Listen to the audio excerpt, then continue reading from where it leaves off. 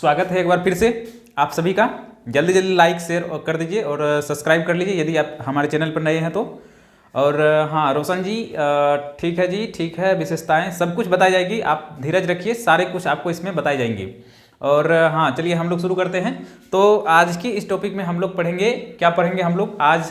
हम लोग पढ़ेंगे अधिगम के संदर्भ में हम बातें करेंगे। इसके पहले वाले वीडियोस जो हमने अपलोड करी थी अधिगम से संदर्भित थी, और जो है शिक्षण अधिगम ये पुस्तक से है तो संदर्भित शिक्षण अधिगम जो आप लोगों का सब्जेक्ट है बीएड के अंदर। और या फिर हम बात करें यदि सीटेट एग्जामिनेशन की, बीटेट, बिहार टेट, किसी भी एग्जामिनेशन, टीईटी एग्जामिनेशन की बात करें तो काफ़ी महत्वपूर्ण होता है ये हमारा शिक्षण अधिगम के अंतर्गत जो है जिसकी मैं बात कर रहा हूँ, अधिगम की मैं बात कर रहा हूँ। तो इससे पहले वाले वीडियोज़ में हमने बात की थी कुछ अधिगम के संदर्भ में, अधिगम के कुछ अर्थों के बारे में हमने चर्चा की थी, उसके कुछ संकीर्ण अर्थ और उसके कुछ व्यापक अर्थ की हमने बात की थी। और आज के इस वीडियो में हम उस आपके पिछले कक्षा के कुछ अनुभवों को पुनः हम दोहराने का प्रयास करेंगे ताकि आपको वो याददाश्त मजबूत हो जाए। और उसके साथ साथ हम चलेंगे कुछ नए इसके कुछ आयामों पर, अर्थात हम जो उसमें अर्थों की बात करी थी, हमने बात करी थी अर्थों की, और इसमें हम बात करेंगे थोड़ी सी उसकी कुछ परिभाषाओं के संदर्भ में। और उसके बाद हम उसके आगे चलेंगे, फिर जो उद्देश्य होगा, जो इसके विशेषताएँ होंगी, सिद्धांत होंगे, इसके संदर्भ में हम लोग चलेंगे। तो मुख्यतः जो हम आज बात करने वाले हैं वो जो है बातें क्या होगी, उस पर बातें होगी आज अधिगम के कुछ हम बातें करेंगे परिभाषा के संदर्भ में। किसके संदर्भ में बात करेंगे? अधिगम की परिभाषा, इसके संदर्भ में ही मुख्य रूप से हम आज बातें करेंगे। लेकिन हम थोड़ा कोशिश करेंगे कि पिछले वाले सेशन में जो हमने बात की थी अधिगम के कुछ अर्थ के संदर्भ में, उसका मैं एक बार आप सभी को थोड़ा सा स्मरण करवा दूं, याद करवा दूं। तो पिछले वाले वीडियो में हमने आपको पढ़ाया था अधिगम के अर्थ को, और अधिगम के अर्थ मैंने दो अर्थ आपको बताया था। और वो दो अर्थ कौन कौन से थे मैंने आपको बताया था कि एक था, उसमें मैंने बताया था संकीर्ण, है ना, एक मैंने बताया था संकीर्ण अर्थ, और एक बताया था मैंने व्यापक अर्थ। ठीक है, दिख रहा होगा आप सभी को, दिख रहा है? चलिए, तो एक मैंने बात की थी संकीर्ण और एक व्यापक अर्थ की हमने बात की थी। तो संकीर्ण अर्थ के अंतर हमने आपको बताया था कि इसका अर्थ, जो अधिगम का अर्थ होता है सीखना। क्या मैंने बताया था? सीखना अर्थ होता है। जो संकीर्ण अर्थ होता है मतलब जो सामान्य लोगों में अधिगम के प्रति जो सामान्य चेतना है, जानकारी है, या फिर ज्ञान जिसे हम कहते हैं, वो है तो संकीर्ण, उसके पास है संकीर्ण जानकारी। उसका अर्थ होता है सीखना। ये सिर्फ सीखना तक सीमित नहीं होता है। हमने आपको पिछले वीडियो में ये क्लियर करने का प्रयास किया था कि इसका अर्थ जो होता है एक बहुत ही व्यापक होता है, ब्रॉड सेंस में होता है। क्योंकि सीखना और जो शिक्षण जो होती है, ये अधिगम की जो प्रक्रिया होती है, ये प्रक्रिया ना कि एक ही पाक्षिक होती है, बल्कि ये बहुपाक्षिक प्रक्रिया होती है। इसके अंतर्गत हम सिर्फ ना विद्यालयों में या फिर ना औपचारिक स्थान, अनौपचारिक स्थान, किसी भी स्थान पर, यानी ये सार्वभौमिक प्रक्रिया होती है, सभी स्थानों पर ये जो है अधिगम की प्रक्रिया चलती है। अर्थात ये निरंतर चलने वाली प्रक्रिया है, सक्रिय प्रक्रिया है। तो इस प्रकार से ये जो प्रक्रिया है जीवन पर्यंत चलने वाली प्रक्रिया है। तो ये एक व्यापक अर्थ अपने अंदर रखता है। और इसके संदर्भ में मैंने आपको बताया था कि इसके व्यापक अर्थों में व्यवहार में परिवर्तन जो होता है मैनली, उसे हम लोग अधिगम कहते हैं। और व्यवहार में परिवर्तन के संदर्भ में भी मैंने आपको बताया कि कैसा परिवर्तन होना चाहिए, अस्थायी परिवर्तन होना चाहिए। तो इसके संदर्भ में हमने बताया था व्यापक अर्थ में आप सभी को, इसके व्यवहार के संदर्भ में हमने बताया था। और इसके संदर्भ में मैंने बताया कि सबसे सर्वप्रथम प्रयोग मैकडोगल के द्वारा किया गया था। विलियम मैकडोगल जो एक पुस्तक लिखते थे जिसका नाम था आउटलाइन ऑफ साइकोलॉजी, ये शायद आप सभी को स्मरण इतना तक रहा होगा। और मैंने बात की थी जो अस्थायी परिवर्तन होते हैं बिहेवियर में, उसको हम लोग क्या कहते हैं? अधिगम कहते हैं। यहाँ तक की बातें हमने उसमें करी थी। तो अब हम लोग उसको कंटिन्यूड करते हुए, यदि आप लोग इसके संदर्भ में विशेष जानकारी चाहते हैं तो हमारी प्लेलिस्ट में जाए और जो है पिछले वाले वीडियोज़ को आप देख लें। तो आज हम बात करेंगे उसी को निरंतर करते हुए, उसी कक्षा को निरंतर करते हुए हम लोग आज अधिगम की परिभाषाओं के संदर्भ में कुछ विवेचना करेंगे, कुछ अधिगम की परिभाषाओं को जानेंगे। अधिगम की परिभाषाएं दोस्तों जितनी भी आप रट्टा मार लो, साइकोलॉजी कभी आपको रटने की बात नहीं करता है। एनसीएफ 2005 की बात यदि मैं करूं, आप सभी उसके संदर्भ में भी पढ़ चुके होंगे, जो कि आप शिक्षण एग्जामिनेशन की तैयारी कर रहे हैं, या फिर बीएड हो, डीएलएड हो, किसी भी प्रकार के आप जो है एग्जामिनेशन की तैयारी कर रहे हैं, या फिर आप टीईटी देने जा रहे हैं, सीटेट देने जा रहे हैं, किसी भी प्रकार के आप एग्जामिनेशन देने जा रहे हैं, तो आपने एनसीएफ जरूर पढ़ी होगी। या फिर मैं एनसीएफ का एक दिन क्लास लेके आऊँगा तो उसके संदर्भ में मैं आपको बताऊंगा। एनसीएफ यानी कि नेशनल करिकुलम फ्रेमवर्क है, मतलब राष्ट्रीय पाठ्यचर्या का जो है नियम है वो 2005 का, ठीक है, इसमें बना था 2005 में। तो इसमें जो बातें की गई थी शिक्षा के संदर्भ में, सारी बातें उसमें की गई थी। तो राष्ट्रीय पाठ्यचर्या अधिनियम जो बना था, तो इसके अंतर्गत जो मैनली बातें की गई थी इसके संदर्भ में, रटने की बात उसमें नहीं की गई थी। और जो साइकोलॉजी है ये पूरा बेस है आपका इसी पे। तो जो भी परिभाषाओं की मैं बात करूंगा, रटना बिल्कुल भी नहीं है, क्योंकि रटने से कुछ भी याद होना नहीं है। तो हम सब परिभाषाओं को समझने का प्रयास करेंगे कि परिभाषाएं आखिर क्या बताई जा रही है, परिभाषाएं समझें कैसे हम। तो ऐसी चीज़ें जो हमारे मनो मस्तिष्क में छा जाए, उतर जाए, उसका जो है भित्ति चित्र हमारे मस्तिष्क में बन जाए, ताकि हम कभी भी उसको अच्छे से कोरिलेट यदि हम कर पा रहे हैं तो वो चीज़ें हमें कभी भी याद आ सकती है। तो मेरे प्यारे दोस्तों, चलिए हम लोग इसके संदर्भ में बात करेंगे कि अधिगम की परिभाषा क्या होनी चाहिए, या फिर बहुत सारे महानुभावों और साइकोलॉजिस्टों ने इसके संदर्भ में अपनी परिभाषाएं दी है, उसके संदर्भ में हम लोग चर्चा करेंगे। तो अधिगम की परिभाषा के संदर्भ में हमने उस दिन थोड़ी सी आप सभी को बताया था कि व्यवहार में आने वाले जो अस्थायी परिवर्तन होते हैं, जो कि अधिगम किस किस से आते हैं, या तो वो प्रशिक्षण से आए, अनुभव से आए, इन सभी चीज़ों से जो परिवर्तन उसके व्यवहार में होता है, हमारे व्यवहार में होता है, तो उन्हीं को हम लोग क्या कहते हैं, उन्हीं को हम लोग जो है अधिगम कहते हैं। क्या कहते हैं? अधिगम कहते हैं। ये बातें हमने आपको पिछले वीडियोज़ में बताई थी। मैनली ये इसकी परिभाषाएं हुई, लेकिन कुछ जो है साइकोलॉजिस्टों या फिर हम बात करें कुछ मनोवैज्ञानिक जो महानुभव इसके संदर्भ में जो परिभाषा देते हैं, उसके संदर्भ में हम लोग बात करेंगे। तो मुख्य रूप से इसके कुछ हम मनोवैज्ञानिकों के नाम यहाँ पे लिख देते हैं जिन्होंने अधिगम के संदर्भ में अपनी परिभाषाएं दी है। तो अब सबसे पहले हम यहाँ पे बात करें, गिलफोर्ड महोदय जो था, एक साइकोलॉजिस्ट थे, इन्होंने इसके संदर्भ में परिभाषा दी है। और हम बात करें यहाँ पर तो स्किनर ने इसकी संदर्भ में परिभाषाएं दी है, जो काफ़ी प्रचलित परिभाषाएं हैं। मैं उन परिभाषाओं की बात कर रहा हूँ, क्योंकि जब आप जो है लिखित एग्जामिनेशन में आप अपने प्रश्नों को लिखेंगे तो वहाँ 2 से 3 परिभाषाएं आपके लिए काफ़ी होंगी। लेकिन जब आप शिक्षण एग्जामिनेशन की तैयारी कर रहे हो, टीईटी, बीटेट, सीटेट, जितने भी चीज आप टेट की तैयारी कर रहे हो, तो आपको ये परिभाषाएं काफ़ी महत्वपूर्ण होंगी, क्योंकि आपको ऑप्शन वहाँ पे दिया जाएगा, ये साइकोलॉजिस्टों की नाम दी जाएंगी, और जो है आपका प्रश्न जो बनेगा, प्रश्न पूरी उसका जो है सेंटेंस रहेगा जो ये कहना चाह रहे हैं इसके संदर्भ में, अधिगम के संदर्भ में। तो यहाँ मैंने बताया आपको गिलफोर्ड महोदय का परिभाषा, स्किनर महोदय का परिभाषा, और हम यहाँ पे बात करें तो काफ़ी महत्वपूर्ण है ये क्रो एंड क्रो। तो इनका परिभाषा काफ़ी इसमें आ जाता है, काफ़ी इंपॉर्टेंट परिभाषा इसमें है। तो गिलफोर्ड, स्किनर की हमने बात करी, इसकी बात करी हमने, और गेट्स महोदय काफ़ी प्रचलित हैं, गेट्स महोदय। तो इसके संदर्भ की जो मैं बात करूंगा, इसके संदर्भ में भी बात कर सकते हैं हम लोग। तो Guilford, Skinner, Crow and Crow, Gates, और भी बहुत सारे लोग हैं, जैसे कि यहाँ पे हम देख सकते हैं गार्डनर महोदय को हम लोग देख सकते हैं।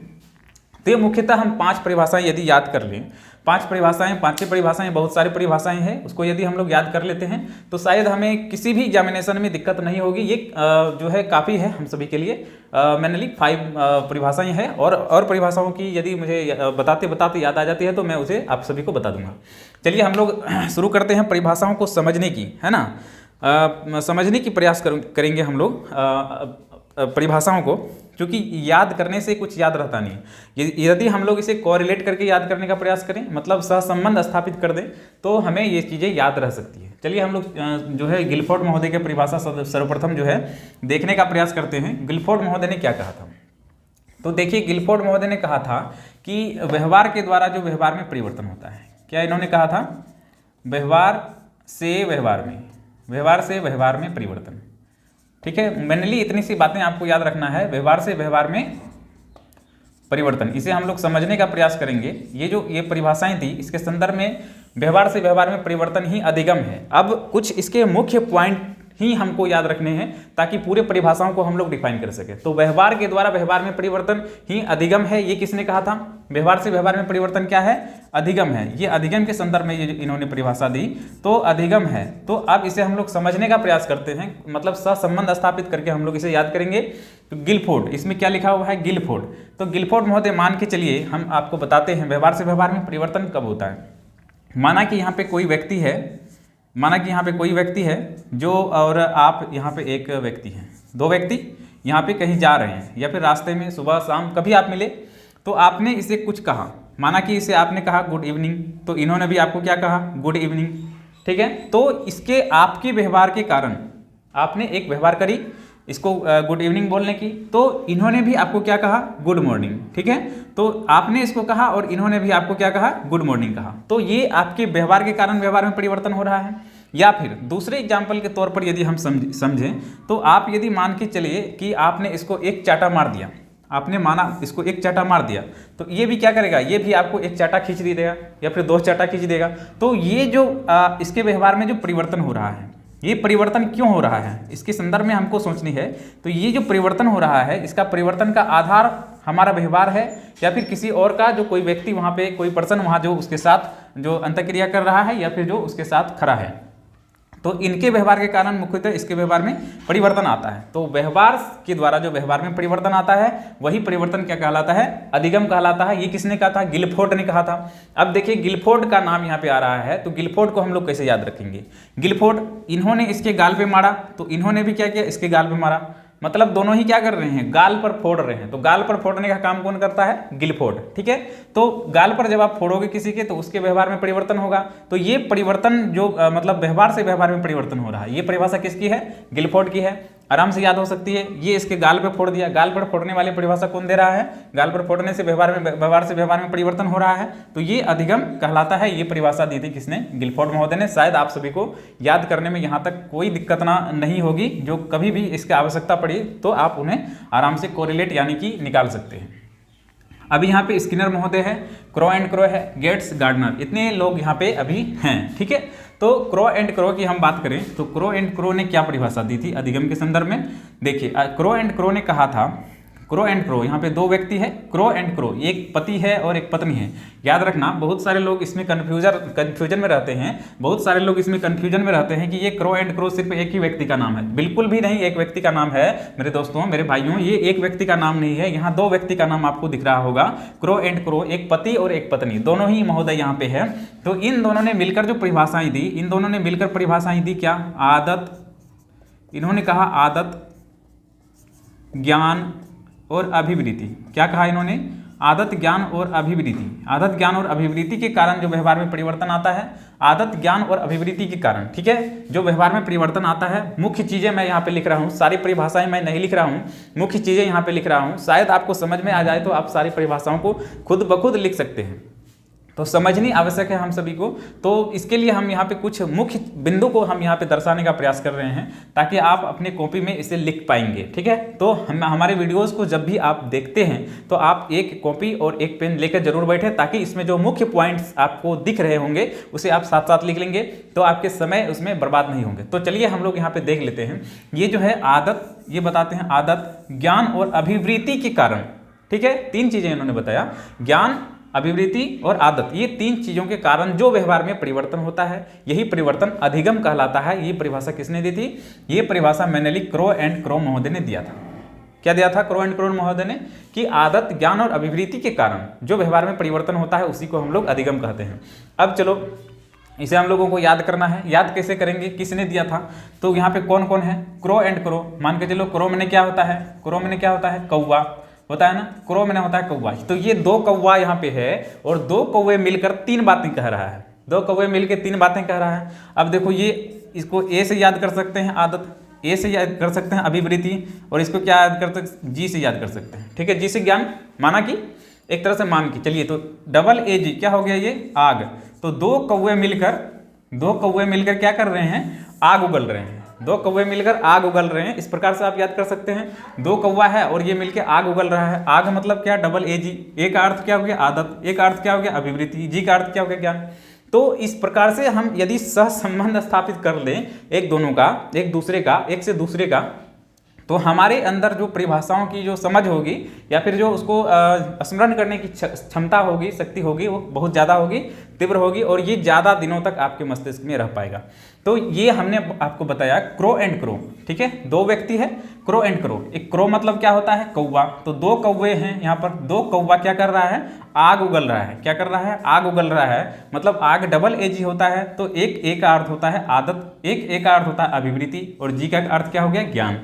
तो आदत, अभिवृत्ति और ज्ञान के कारण जो व्यवहार में परिवर्तन होता है, इन परिवर्तनों को क्या कहा जाता है, इन परिवर्तनों को अधिगम कहा जाता है, according to Crow and Crow. किसके अकॉर्डिंग हमने बात करी, क्रो एंड क्रो के अकॉर्डिंग हमने बात करी। क्रो एंड क्रो की ये परिभाषाएं प्रचलित है। अब आपके सामने है एक अगला मनोवैज्ञानिक, जिसका नाम क्या है, जिसका नाम है गेट्स। क्या नाम है? गेट्स। और गेट्स महोदय क्या परिभाषा देते हैं, इसके संदर्भ में हम लोग देखते हैं। गेट्स महोदय अब यहाँ पे ये परिभाषा देते हैं कि प्रशिक्षण, अनुभव की बात कर रहे हैं कि जितना ज़्यादा अनुभव होगा और उतना ही हमारा अधिगम सक्रिय होगा। तो अधिगम और प्रशिक्षण दो चीज़ों को ये काफ़ी बल देते हैं, महत्वपूर्ण मान रहे हैं। कौन मान रहे हैं? गेट्स महोदय।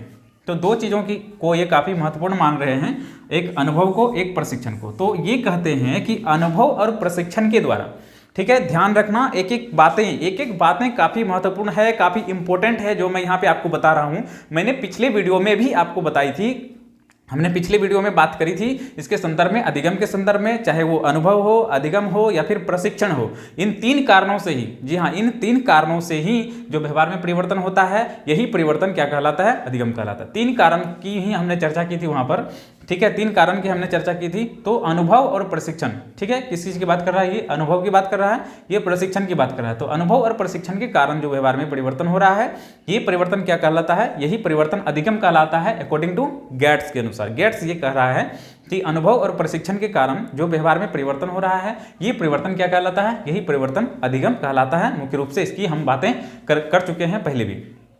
तो अब इसे हम लोग याद कैसे रखें, अनुभव और प्रशिक्षण को हम लोग कैसे याद रखें? तो देखिए, गेट्स महोदय, गेट्स, तो आपके घर में गेट्स होगा, या फिर किसी भी कार्यालय की बात करें, रेस्टोरेंट की बात करें, किसी भी हम कंपनी की बात करें, उसमें एक मेन गेट होता है, और गेट्स पे एक व्यक्ति को नियुक्त किया जाता है। क्या किया जाता है? गेट्स पे एक व्यक्ति को नियुक्त किया जाता है, और वो व्यक्ति कैसे व्यक्तियों को नियुक्त किया जाता है? जो कि सुरक्षा के लिए प्रशिक्षण लिया हो, जिसके पास की कुछ दिनों का अनुभव हो सुरक्षा करने का, वैसे व्यक्तियों को लिया जाता है। तो इससे हम कोरिलेट करके, सहसंबंध स्थापित करके इसको हम याद रख सकते हैं कि गेट्स पे कैसा व्यक्ति होता है? गेट पे प्रशिक्षित व्यक्ति होता है, गेट पे अनुभवी व्यक्ति होता है, ठीक है। तो गेट्स पे जो हम सुरक्षा के लिए नियुक्त करते हैं व्यक्ति को कैसा होना चाहिए? वो प्रशिक्षण प्राप्त किया होना चाहिए, उसमें अनुभव की प्रक्रिया होनी चाहिए, वो अनुभव युक्त व्यक्ति होना चाहिए जिसे सुरक्षा का अनुभव हो। तो अनुभव और प्रशिक्षण का बात कौन करता है? अनुभव और प्रशिक्षण का बात करता है गेट्स, यानी कि गेट्स पे रहने के लिए अनुभव और प्रशिक्षण दोनों ही चाहिए। तो इससे कोरिलेट करके हम इसको याद कर सकते हैं। तो इतनी सी परिभाषाओं के संदर्भ में जो हमने चर्चा की, ये परिभाषाएं शायद आपको अभी तक आपके मस्तिष्क में छा गया होगा, आ गया होगा, वो कभी जाने वाला नहीं होगा। जिस प्रकार की परिभाषाओं की हमने यहाँ पर चर्चा की, हमने आपको बताया, ठीक है दोस्तों।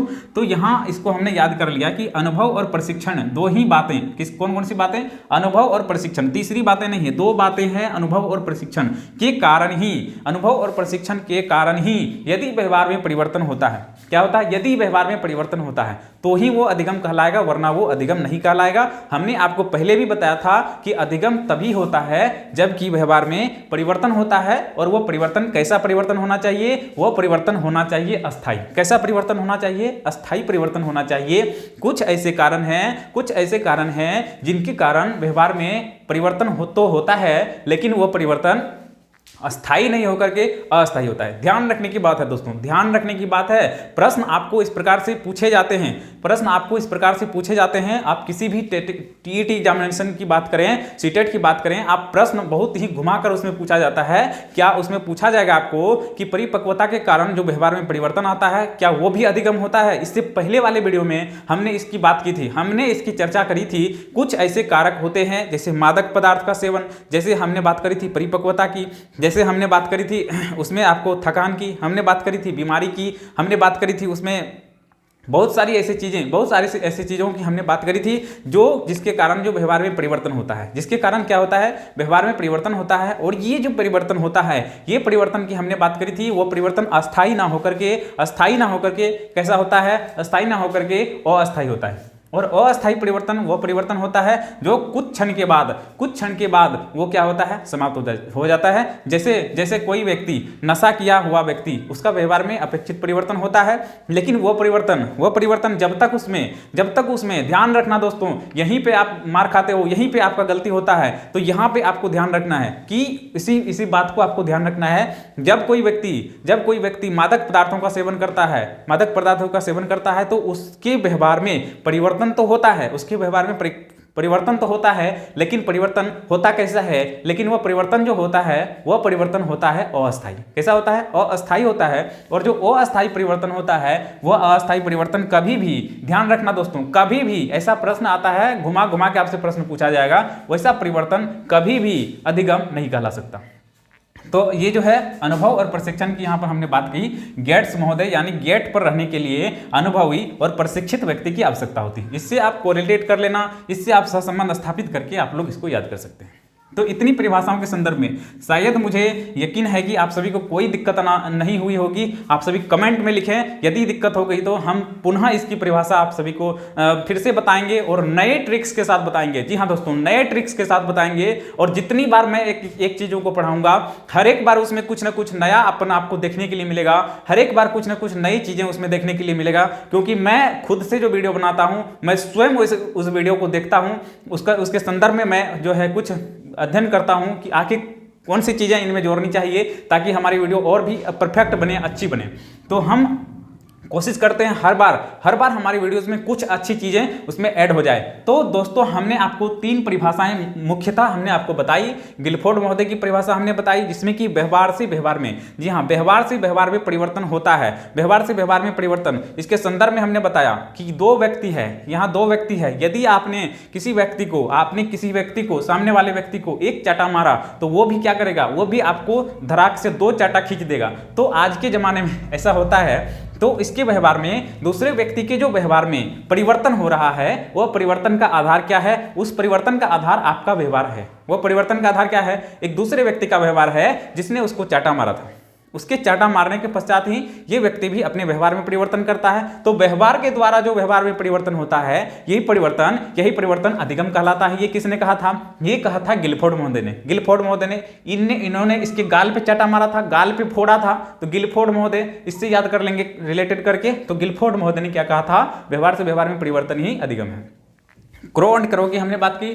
क्रो एंड क्रो मतलब ये 2 व्यक्ति है, एक क्रो है, मतलब एक क्रो महोदय है और एक उसकी पत्नी है। तो क्रो एंड क्रो महोदय ने परिभाषा दी इसके संदर्भ में कि आदत, ज्ञान और अभिवृत्ति, 3 चीजें इन्होंने बताई। आदत, ज्ञान और अभिवृत्ति के कारण जो भी व्यवहार में अपेक्षित परिवर्तन आते हैं वही परिवर्तन अधिगम कहलाता है। क्या कहा था इन्होंने? ज्ञान, अभिवृत्ति और आदत, 3 कारणों से जो परिवर्तन होता है, इन्हीं परिवर्तनों को हम लोग अधिगम कहते हैं। और इसको हम लोगों ने कोरिलेट करके, सहसंबंध स्थापित करके याद किया था कि ये क्रो मतलब क्या होता है? कौवा होता है। क्रो मतलब क्या होता है? कौवा होता है। तो ये 2 कौवे मिलकर आग उगल रहे थे। क्या कर रहे थे? 2 कौवे आग उगल रहे थे। आग मैंने ए से बताया आदत, ए से बताया अभिवृत्ति, जी से क्या बताया? ज्ञान। तो आग उगल रहे थे।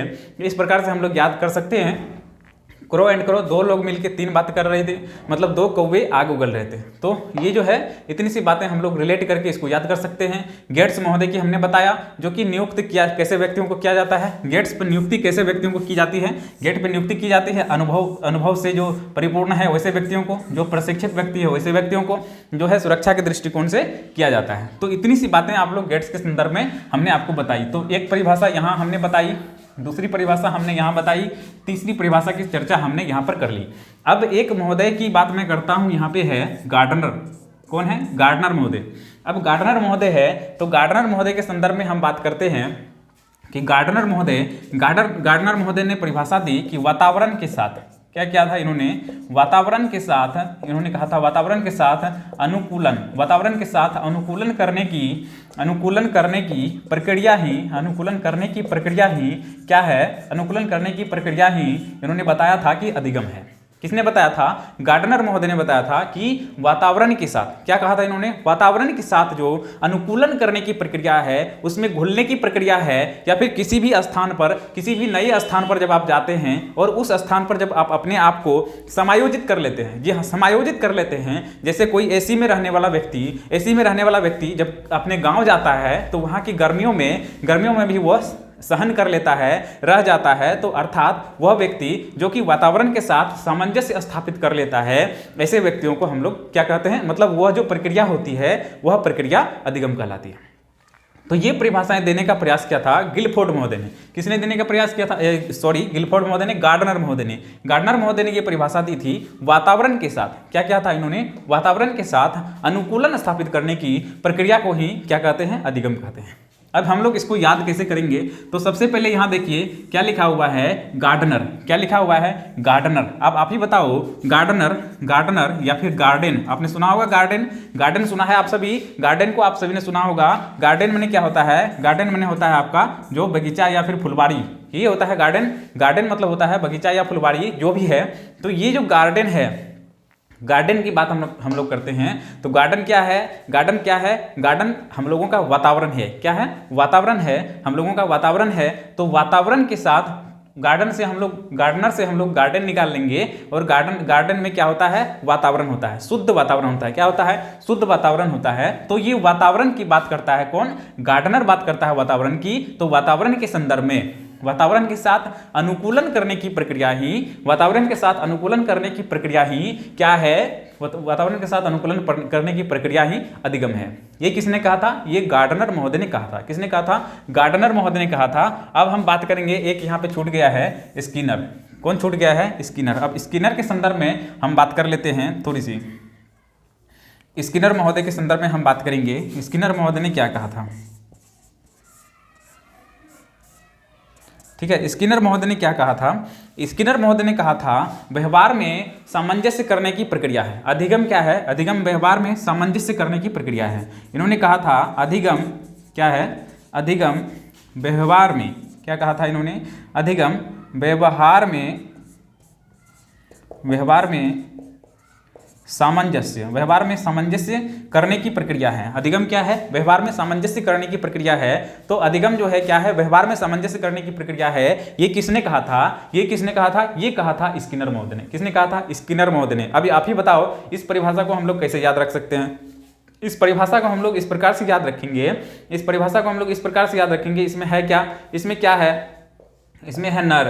कौन है, इसमें नर है और नर है। व्यवहार में सामंजस्य कौन कर सकता है, व्यवहार में सामंजस्य कौन कर सकता है, व्यवहार में सामंजस्य सिर्फ नर कर सकता है। नर कर सकता है व्यवहार में सामंजस्य, यानी कि उसके यदि व्यवहार कुछ खराब है तो उस व्यवहार को वो परिवर्तित कर सकता है, उस व्यवहार को वो बदल सकता है। ऐसा कौन कर सकता है, ऐसा सिर्फ नर कर सकता है। पशुओं में ऐसी प्रवृत्ति नहीं होती है, तो नर सिर्फ ऐसा कर सकता है। तो नर से हम लोग याद रखेंगे, नर ने क्या कहा था, अधिगम वह है जो व्यवहार में सामंजस्य स्थापित करता है, जो व्यवहार में सामंजस्य स्थापित करता है। अर्थात अधिगम वह प्रक्रिया होती है जो व्यवहार में सामंजस्य करती है। क्या करती है, व्यवहार में सामंजस्य करने की प्रक्रिया ही अधिगम है। ठीक है, ये परिभाषा किसने दिया था, स्किनर महोदय ने दिया था। तो ये 5 परिभाषाएं हमने आपको बताई। इसके अलावा भी बहुत सारी ऐसी परिभाषाएं हैं, हिलगार्ड महोदय की परिभाषाएं हैं, बहुत सारे लोगों की परिभाषाएं हैं जो इसके संदर्भ में दी गई है। लेकिन जो मैंने आपको ये 5 परिभाषाएं बताई, जहां दोस्तों ये रामबाण परिभाषा है, ये वो परिभाषा है जो हर बार बहुत सारे एग्जामिनेशन में पूछे गए हैं। ऐसी परिभाषाओं की हमने चर्चा करी यहाँ पर, जो काफ़ी महत्वपूर्ण परिभाषा है, इसके संदर्भ में हमने चर्चा करी। तो ये परिभाषा यदि आप सभी को याद हो जाती है तो काफ़ी महत्वपूर्ण काम करेगा आप सभी के लिए। चाहे आप जो है रिटन एग्जामिनेशन लिख रहे हो, या फिर आप जो है थ्योरेटिकल एग्जामिनेशन आप दे रहे हैं, या फिर आप जो है ऑब्जेक्टिव टाइप की एग्जामिनेशन आप देने जा रहे हैं, तो दोनों ही एग्जामिनेशन के लिए काफी महत्वपूर्ण होगा। चाहे आप किसी भी शिक्षण एग्जामिनेशन की तैयारी कर रहे हैं, काफी महत्वपूर्ण आप सभी का ये जो है परिभाषा होगा। तो इतनी सी बातें हमने आज आप सभी से करी अधिगम की परिभाषा के संदर्भ में। तो इसको हम आगे बढ़ाते हुए जो है पहले के वाले वीडियोस में हमने बात करी थी अर्थ के संदर्भ में, मीनिंग के संदर्भ में, और उसमें हमने आपको बताया था संकीर्ण अर्थ और व्यापक अर्थ के संदर्भ में हमने आपको उसमें बताया था। संकीर्ण अर्थ व्यापक के संदर्भ में हमने बताया था, संकीर्ण अर्थ के संदर्भ में हमने बताया था आपको कि अधिगम क्या है, सीखना। संकीर्ण अर्थ होता है सीखना, लेकिन सीखना तक ही अधिगम का संबंध नहीं होता है, क्योंकि अधिगम जो है जीवन पर्यंत चलने वाली प्रक्रिया है। अधिगम जो है जीवन पर्यंत और चलने वाली प्रक्रिया है। अधिगम सक्रिय प्रक्रिया होती है, इसीलिए इसका संबंध जो होता है जीवन के विभिन्न पक्षों से एक कहें तो ये सर्वांगीण विकास की प्रक्रिया होती है। तो इसीलिए जो है ये प्रक्रिया संकीर्ण ना होकर के बहुत ही व्यापक है। दोस्तों ये प्रक्रिया संकीर्ण ना होकर के बहुत ही व्यापक है, और बहुत ही व्यापक होने के कारण अधिगम जो है एक जटिल प्रक्रिया है। दोस्तों ये प्रश्न हमने कल परसों हम जब देख रहे थे क्वेश्चन के सेट को, तो हमने देखा कि ऐसे प्रश्न भी पूछे गए हैं कि अधिगम कैसी प्रक्रिया है। तो आपको ध्यान में रखनी है, अधिगम जो है एक सरल प्रक्रिया ना होकर के अधिगम एक जटिल प्रक्रिया है। अधिगम कैसी प्रक्रिया है, जटिल प्रक्रिया है। तो ये आपको ध्यान में रखनी है इसके संदर्भ में। अब हम बात करेंगे हमने अर्थ की बात कर ली, हमने इसकी परिभाषाओं के संदर्भ में बात कर ली। अब हम कुछ इसके विशेषताओं के संदर्भ में बात करेंगे।